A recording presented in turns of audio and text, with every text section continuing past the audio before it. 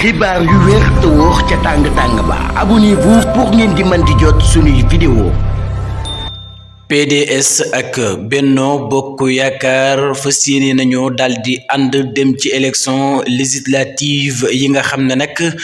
fas yéene nañu ko amal ci 17 novembre bi nga xam ne nag kii di son excellence Bassirou Diomaye Diakhar Faye nag moo ko daldi jàpp bu ñu sukkandikoo ci ay xibaar niki tey jii nag Alliance pour la République waaye itam ak Parti démocratique bu Sénégal fas yéene nañoo boole seen doole ngir dem fa nga xam ne nag moom moo di ca pencum ndawi réew ma tey jii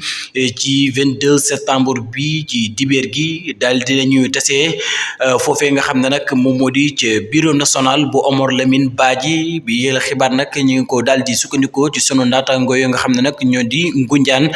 nag fàttali leen ne ba tey ñaari régime yi nga xam ne ñoom ñoo fi daal di jóge mu di PDS ak Benno Bokk Yaakaar jamono ji nag ñoo fas yéene boole seen doole ànd dem ci li nga xam ne moom moo di